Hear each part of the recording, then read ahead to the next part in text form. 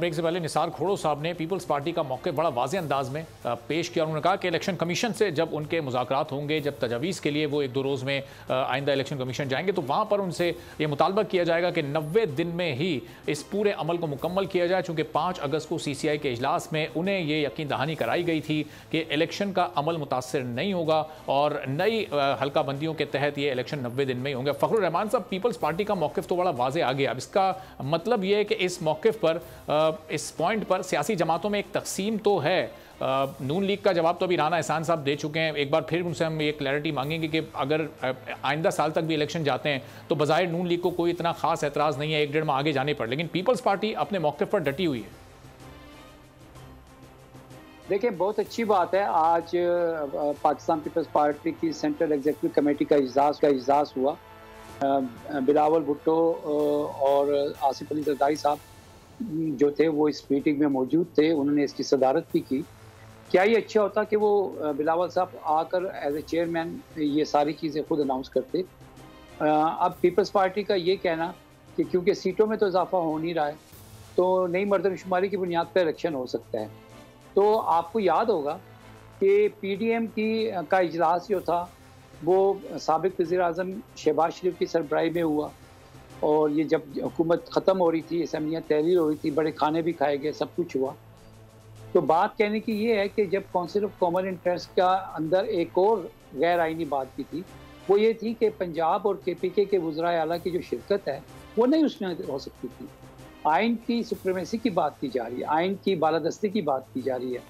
तो peoples party को बिल्कुल ये पॉइंट उठाना चाहिए था कि ये काउंसिल ऑफ कॉमन इंटरेस्ट के अंदर ये जो हम फैसला कर रहे हैं डिलिमिटेशंस के हवाले से, ये काबिल अमल नहीं है, ये आइन की खिलाफ वर्जी है। अब उनका ये कहना कि हम इलेक्शन कमीशन को जाकर ये कहेंगे कि 90 दिन के अंदर आप इलेक्शंस करवाएं, ये तो देखें सीधी सी बात है कि जब पॉलिटिकल पार्टीज जो हैं अब उनके पास कोई मैंडेट नहीं है, ज़ीरो है।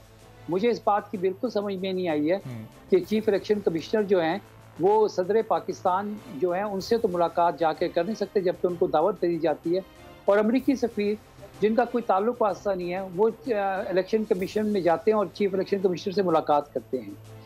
तो कोई ये इसका जवाब दे कि वो किस मकसद के लिए गए थे, इलेक्शन कमीशन ने क्यों नहीं कोई प्रेस रिलीज जारी की इस मुलाकात की। तो अच्छी बात है पाकिस्तान पीपल्स पार्टी जो बात कर रही है, लेकिन मैं आपको ये कह रहा हूँ कि अगर पाकिस्तान पीपल्स पार्टी को इलेक्शंस के जल्दी थी तो फिर ये उस वक्त एग्री ना करते, ये असेंबली अपनी मुद्दत पूरी करती, 2 दिन पहले तहरीर करके 90 दिन का टाइम पीरियड आपने क्यों दिया? आप तो इसमें खुद भी इन्वॉल्व हैं।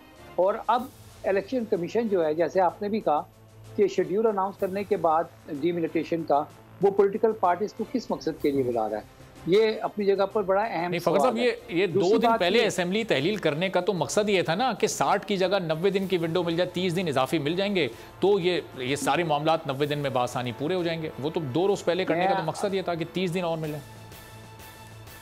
मैं आपसे यही कह रहा हूँ ना कि जैसे निसार खोड़ो साहब ने ये बात कही कि भाई जब नशिस्तें ही नहीं बढ़ेंगी और नशिस्तें बढ़ेंगी तो फिर उसको 2/3 अक्सरियत से असेंबली से मंजूर कराना है, तो ये तो वही बात हो गई ना, नौमन तेल होगा ना राधा नाचेगी।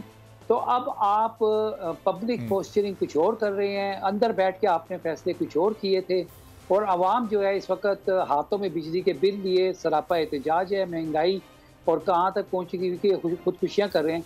तो सियासी जमातों के लिए, जैसे मैंने आपको कहा कि आवाम में मुँह दिखाने के काबिल नहीं रही हैं ये, जिस हिसाब से इन्होंने ये IMF के साथ डील की थी, ठीक है, और आवाम को झोंक दिया कि क़यामत में, तो उसके बाद ये कैसे जाएंगे? ये सब जो है ना, आपको मैं बता दूं कॉस्मेटिक स्टेटमेंट्स हैं और ये सब इसी तरह चलता रहेगा। ये कलीमुल्लाह सलीमुल्लाह की पॉलिटिक्स जो है वो चलती रहेंगी कि पीपल्स पार्टी ने एक ये मौका इख्तियार कर लिया, आज नून लीग गई है और जाके इलेक्शन कमीशन को इख्तियार देके आगे, ठीक है जी आपने जो शेड्यूल अनाउंस किया है डिलिमिटेशन का आप उसके ऊपर चलें, और फिर कहते हैं कि जब ये 14 दिसंबर को ख़त्म होगा तो फिर 54 दिन आप इसमें ऐड कर लें, उस वक्त आप इलेक्शन करें।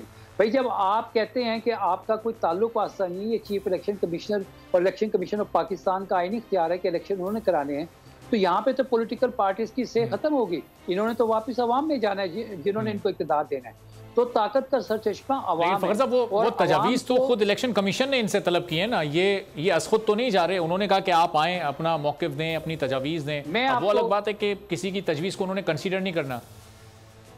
नहीं, मैं आपको बताता हूँ कि ये सियासी जमातों को बुलाने का मकसद क्या था।